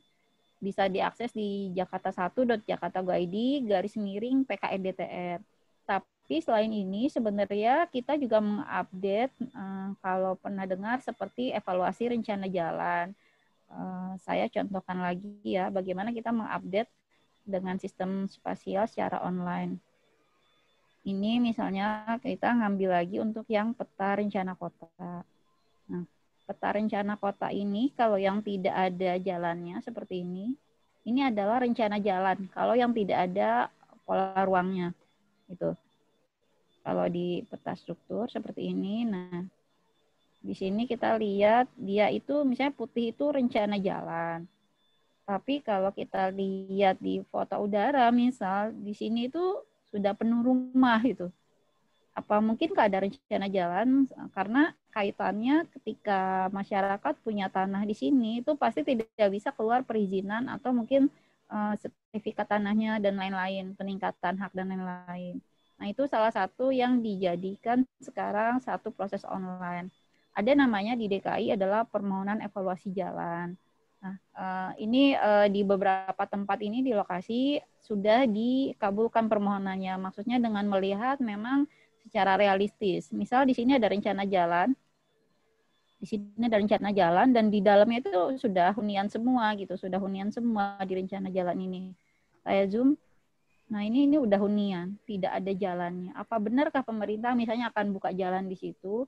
Nah, ini sudah dilakukan secara online. Untuk yang hal-hal yang bisa diakomodir cepat, itu di teman-teman di perencanaan secara online dari aplikasi Argis Pro, itu mengupdate, menghilangkan jalan dan menggabungkan kawasan R4 ini. Dan itu hasilnya juga kita tidak lagi ngasih peta, tapi biasa kita balas informasi sudah terupdate di Jakarta 1. Nah, contoh ini yang ingin kita juga kejar dalam hal yang lain ya, tadi termasuk dari land use dan lain-lain, struktur jalan, itu yang tadi kita angkat bagaimana keterlibatan publik itu bisa sangat membantu koreksi data pemerintah. Jadi kita ingin tidak lagi kita update jalan per tahun berapa gitu, kita update jalan per tahun berapa. Nah, itu yang sekarang lagi kita tempuh ke situ. Terus mungkin nomor 3, proyeksi 2030-50 Jakarta bagian utara. Ya benar, di saat ini di dalam DKI ini ada memang yang khusus melakukan analisa dan riset terkait mitigasi bencana banjir dan juga perubahan iklim. Ini juga udah satu isu perkotaan terkini ya, apalagi di Jakarta yang kalau kita lihat hotspotnya juga sudah naik terus itu. Nah ini juga merupakan salah satu concern di DKI dan jawabannya ya kita melakukan analisis yang nanti outputnya tentu bagaimana salah satunya melakukan mitigasi. Nah, yang keempat, bagaimana cara integrasi mengenai permasalahan kebutuhan hidup masyarakat. Nah, ini tadi mungkin nomor 4 implementasinya yang saya share juga di tadi ya di kolaborasi sosial berskala besar. Ini salah satu implementasi langsung ke masyarakat itu kita membuka bantuan dan ini dananya itu tidak masuk ke DKI dalam arti ini KSBB pangan. Contoh tadi yang pangan. Kita buka bahwa ternyata di DKI RW mana yang paling padat. Lalu di RW itu sebenarnya donatur atau kolaborator itu bisa memberikan bantuannya secara langsung. Seperti tadi. Nah, itu kita buka. Jadi kita benar-benar membuat keterlibatan semua pihak dan itu pinginnya tidak langsung banyak proses birokrasi di dalamnya gitu. Nah, mungkin contohnya lagi kita misalnya kolaborasi dengan teman-teman di Dinas Sosial dan Dinas Dukcapil. Gimana antar peta RW itu sinkron dengan data KTP RW gitu. Jadi masyarakat tidak lagi dirugikan ketika data KTP-nya di mana, izinnya di mana. Nah, itu banyak sih kolaborasi yang dilakukan di DKI untuk menangani kebutuhan hidup ini. Tapi memang semua itu berproses karena tadi salah satu tantangan itu sebenarnya kalau di pemerintah itu bagaimana semua sektor bisa saling sharing data. Karena mau tidak mau di pemerintah itu banyak prosedur dan banyak birokrasi yang ditempuh untuk kita dapat mengintegrasikan data. Mungkin itu sementara yang bisa dijawab. Kalau mungkin ada kurang terjawab bisa didiskusikan lagi. Oke, ya. Makasih Bu Melvi. Makasih Pak Yosi. Mungkin karena mengingat waktu juga masih ada 3 penanya. Ya, mungkin saya langsung aja ke penanya berikutnya ya. Mungkin Pak Sukirman. Di sini sudah ada raise hand. Pak Sukirman, mungkin dari host minta tolong apakah bisa di Oke, Pak Sukirman, maka silakan. Mungkin mic-nya tolong di-unmute dulu, Pak Sukirman.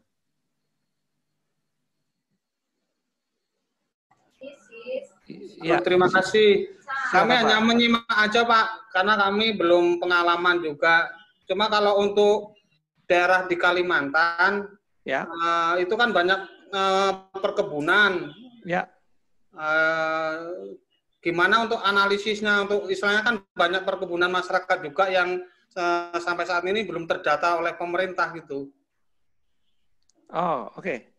Ya, mungkin ini ke Pak Atian, mungkin yang lebih lengkap data secara nasional ya. Pak Atian, makasih, silakan Pak Atian. Oke. Apakah udah ada praktek di Kalimantan? Sebenarnya saya juga belum update ya Pak untuk terkait ini, cuma pada saat kita misalnya sudah memiliki data spasial dan sudah dipublikasikan secara online dan masyarakat bisa mengupdate, maksud saya di sini masyarakatnya yang sudah otoritatif ya, yang sudah diberikan hak untuk mengupdate datanya. Jadi nanti pada saat kita ke lapangan, nanti kita bisa langsung melakukan pengupdatean data. Sekarang tidak perlu lagi menggunakan misalnya kalau dulu kan untuk survei ke lapangan harus menggunakan total station itu atau ETS gitu ya. Nah nanti dengan bermodalkan mobile device kita juga bisa langsung mengupdate data di lapangan. Nanti kita sudah publikasikan datanya dulu ya. Tadi misalnya data untuk poligon si perkebunan atau poligon pertaniannya. Nanti kita publish online, kita sudah buat web map-nya. Nah, nanti web map-nya ini yang kita gunakan di mobile device. Jadi nanti kita bisa gunakan kalau menggunakan aplikasi yang di ArcGIS, ada yang namanya Collector for ArcGIS. Nah, di situ kita bisa langsung melakukan pengupdatean data. Baik itu untuk data titik, garis, ataupun poligon. Nah, untuk melakukan pengupdatean datanya pun bisa langsung kita mendigit di mobile device-nya, atau kita bisa langsung melakukan tracking. Jadi nanti kita langsung menyusuri si batas-batasnya sehingga nanti bisa dihasilkan ada poligon batas dari perkebunannya tadi gitu. Jadi untuk pengupdate-annya di lapangan itu dilakukan, disubmit, datanya bisa langsung dilihat di aplikasi yang sudah dibuat gitu. Jadi real time. Pada saat ada perubahan data, hasilnya bisa langsung dilihat perubahannya. Gitu, Pak. Bisa jadi salah satu cara sih. Ya. Artinya masyarakat bisa berkontribusi untuk mengupdate data ya. Oke. Demikian Pak Sukirman, mungkin ada. Ini kan gini Pak, itu kan beberapa hari yang lalu itu ada yang viral itu masalah tanah adat. Nah kalau bisa istilah masyarakat istilahnya mengupdate sendiri ke sistem gitu kan, oh di situ bahwa areal apa tanah adat kan biar orang juga tahu. Nah kami kan juga pingin istilahnya membantu gitu untuk masyarakat di sekitar yang punya tanah adat itu. Seperti itu kan. Kalau datanya terupdate kan paling enggak pemerintah juga tahu ini ada lokasi tanah adat, gimana untuk penyelesaiannya kalau ada perkebunan besar yang mau masuk untuk solusinya ganti rugi atau apa, atau memang itu tidak boleh dimasukkan ke apa HGU atau gimana kan, biar lebih misalnya terjaga gitu untuk kelestarian di tanah adat itu, seperti itu sih. Oke. Ya. Ya, jadi yang tadi saya sebutkan untuk yang mengupdate juga nanti kita tidak sembarang orang. Jadi kita sudah tunjuk untuk otoritatif usernya siapa, sehingga nanti orang tersebut yang hanya bisa mengupdate datanya di lapangan. Tapi nanti untuk info data dari lapangannya bisa dari penduduk sekitar gitu. Misalnya kita sudah memiliki juga sebuah formnya ini online yang bisa diakses publik. Nah, di situ bisa melaporkan kira-kira oh di sini harusnya merupakan tanah adat gitu. Jadi nanti pada saat si penduduk itu melaporkan apa yang ada di lapangan, hasilnya bisa langsung masuk ke pusat. Nah, nanti yang di pusat langsung akan meninjau dan akan mengirimkan krunya ke lapangan untuk melakukan peninjauan secara langsung. Dan nanti bisa langsung mengupdate datanya langsung di lapangan. Gitu sih, Pak. Oke. Ya, saya kira itu menarik sekali dengan adanya implementasi Smart City. Ya. Tapi ngomong-ngomong Pak Sukirman, dari Kalimantan ya Pak ya? Kalimantan Pak. Oke, sudah punya atau sudah ada implementasi Smart City di kota Bapak? Belum ada. Oh, oke. Iya, oke, terima kasih. Terima kasih Pak Sukirman. Kita lanjut ke penanya berikutnya. Di sini ada dari Fajar Ali Mustafa, ya. Jadi beliau menanyakan dari ITI, ya, Institut Teknologi Indonesia. Bangunan yang terdapat di AKIS Urban untuk Jakarta Smart City, apakah memiliki level yang detail tersendiri untuk beberapa lahan? Kemudian yang kedua adalah apakah ruang yang ada di bawah tanah, seperti tempat parkir, terowongan MRT, dan lain-lain, itu juga masuk ke dalam AKIS Urban. Nah, ini nggak tahu ini apakah Pak Atian atau Bu Melvi mungkin? Silakan. Mungkin yang awal bisa Bu Melvi dulu ya, ini untuk yang level detailnya. Silakan Bu Melvi. Mungkin saya jawab dari sisi praktek ya, nanti Mas Atian mungkin dari sisi produknya. Jadi kita memang sudah coba beberapa, ini mungkin nomor 2 dulu, kayak tadi saya cerita bagaimana kita memetakan, inginnya kayak utilitas itu kan, kabel EVO itu kan di bawah tanah ya. Nah, hal seperti itu tuh ingin kita petakan. Secara teknis kita coba itu kita bisa memang di dalam GIS sendiri ya. Jadi secara teknis jawab bisa, tapi kalau DKI sendiri kami masih berproses untuk mengimplementasikan hal tersebut. Nah, terus untuk yang nomor 1 mungkin nanti bisa ARGIS Urban-nya bisa dijawab sama Mas Atian. Cuma kalau di kita sendiri di Jakarta, apakah memiliki detail sendiri untuk beberapa lahan di bangunan? Jawabannya iya, karena contoh di Jakarta itu banyak high rise ya, bangunan tinggi. Itu detailnya ada basement-nya, basement itu kan di bawah tanah. Lalu ada podiumnya, lalu lantai 1 sampai lantai atas. Lalu parkirnya, apakah dia di dalam atau di luar. Jadi kalau kita lihat teman-teman penggambar bangunan itu pasti banyak sekali detailnya dan itu per layer gitu. Nah itu harus detail tersendiri untuk beberapa lahan. Makanya kita dari awal ingin bangun Smart City itu dalam konteks per persil, per lahan. Tidak lagi misalnya satu boundary RW, satu boundary RT, enggak. Tapi memang penting per lahan, lalu pembangunan itu pun didetailkan. Mungkin itu dari sisi implementasi di DKI. Kalau teknis Argis Urbannya mungkin Mas Atian bisa melengkapi ya Mas. Ya, terima kasih Mbak Melvi. Jadi kalau dari sisi teknologi, memang data ini karena kita berbicara terkait untuk planning ya, jadi kita butuh data yang cukup detail. Gitu. Apalagi di sini kan kita yang akan kita tampilkan di dalam aplikasi Argis Urban ini merupakan data dari building footprint ya, atau bentuk persil dari bangunannya itu sendiri gitu, bentuk bangunannya seperti apa. Nah, otomatis kita butuh tingkat kedetailan yang tinggi di sini. Nah, dan itu menjadi basic untuk kita buat menjadi bangunan 3 dimensinya. Nah, tapi lebih bagusnya lagi pada saat kita sudah memiliki data bangunan yang lebih detail, yaitu dengan menggunakan data BIM misalnya. Nah, jadi nanti dengan data BIM yang tadi contohnya misalnya sudah ditampilkan juga yang di Jakarta 1 untuk yang data 3 dimensinya, untuk beberapa bangunan sudah menggunakan data BIM sehingga pada saat ditampilkan tidak lagi seperti yang ada yang di background saya. Kalau di sini kita menyebutnya untuk level of detail yang level of detail 1. Jadi di situ cuma ada bentuk dari bangunannya seperti apa, tapi di situ kita tidak tahu tuh bentuk fasadnya seperti apa dan lain-lain gitu. Jadi bentuknya masih generalisasi gitu. Jadi untuk berbicara level of detail, semakin bagus apabila kita ingin menampilkan di Argis Urban ini. Gitu. Lebih bagus lagi pada saat tadi kita memiliki data 3 dimensi dalam bentuk BIM. Itu sih paling yang bisa saya tambahkan. Oke, ya. Saya kira memang masalah teknis nanti mungkin bisa sambil diulik lebih lanjut ya. Nah, penanya terakhir dari Pak Tanto Sudianto. Ya mungkin sekaligus saja dua-duanya. Saya kira ini sangat berkaitan. Ya, saya kira untuk yang ingin membayangkan atau mencoba mendevelop ya, ini penting juga. Mungkin Pak Atian, mungkin nanti kalau ada pengalaman dari Bu Melvi, maka silakan. Ya, untuk aplikasi Smart City yang tadi kami tunjukkan, ya kebetulan kita menggunakan software ArcGIS. Jadi kita menggunakan platform ArcGIS, baik itu dari tahap awal untuk persiapan data, kita menggunakan ArcGIS Desktop, menggunakan ArcGIS Pro untuk tahapan penyiapan datanya. Lalu nanti untuk tahapan agar datanya ini bisa ditampilkan secara online, kita menggunakan ArcGIS Enterprise. Jadi datanya tadi yang awalnya hanya bisa kita tampilkan di desktop, sekarang sudah menjadi service atau menjadi URL, sehingga nanti bisa langsung ditampilkan secara online di web.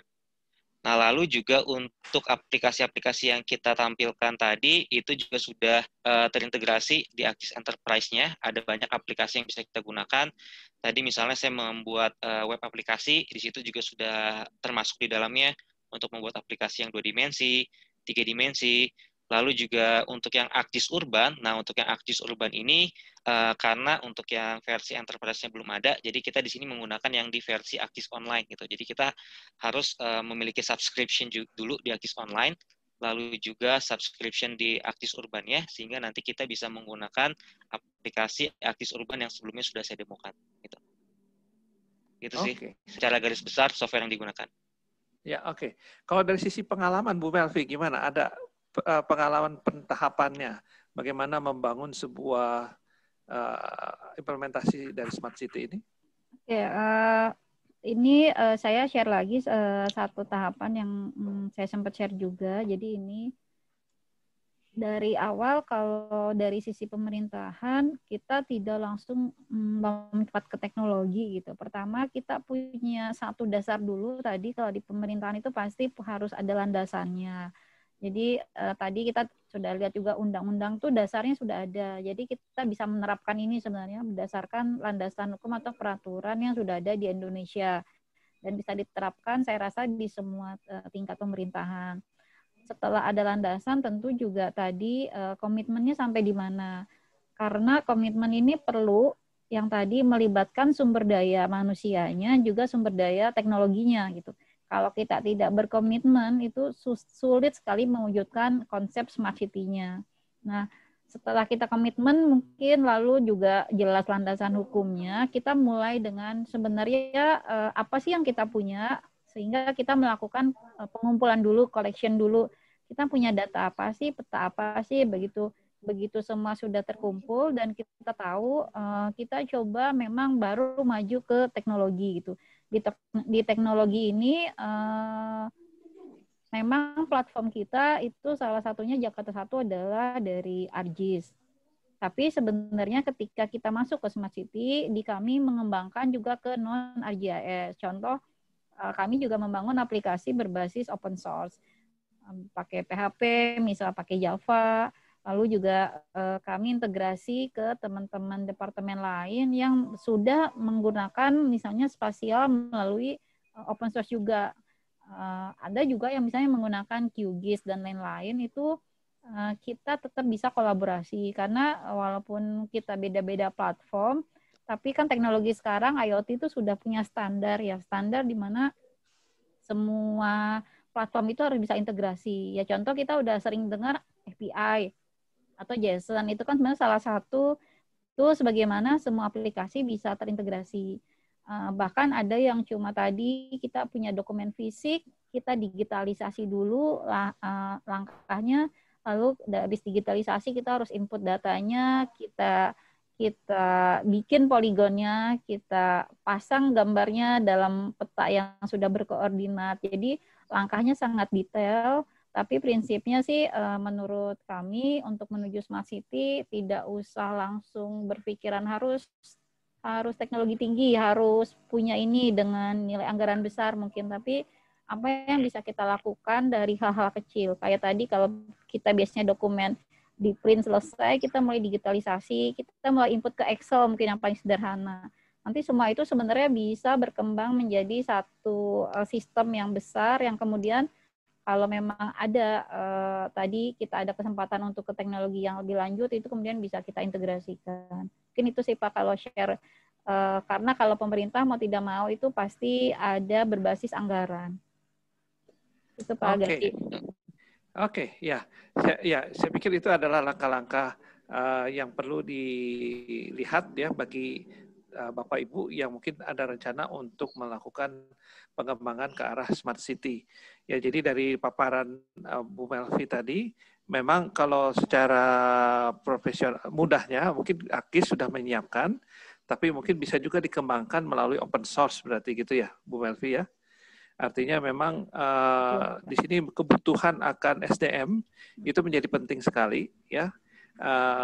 Bagaimana setiap pemerintah daerah, kota, kabupaten itu juga bisa mempunyai arah ya. Yang penting di sini tadi yang menjadi saya lihat menjadi pangkal utamanya itu adalah komitmen memang ya. Jadi kalau memang tidak ada komitmen dari pemerintah daerahnya memang agak sulit ya. Jadi yang penting itu adalah komitmennya. Oke, mungkin kita sudah mencapai di akhir ya dari acara kita. Saya ucapkan terima kasih ya yang kepada Pak Atian dan Bu Melvi ya atas paparannya. Teman-teman peserta juga mungkin sangat terinspirasi ya dengan apa yang sudah disampaikan di sini. Mudah-mudahan Smart City ini semakin berkembang dan mungkin tidak cuma di city ya, artinya sampai dengan ke daerah, karena kalau daerah sampai juga secara sederhana bisa menerapkan ini, ya mungkin bisa sangat membantu ya proses pemerintahan di daerah sampai dengan ke desa juga. Sehingga yang disebut dengan connected community, livable community itu semakin berkembang. Sebelum diakhiri, ini ada survei dari kami. Ya mungkin Pak Budi atau host bisa menyampaikan surveinya sebelum saya tutup ya acaranya. Ada survei kecil yang mungkin nanti bisa membantu mengembangkan layanan kami. Ya, silakan Bapak Ibu ya.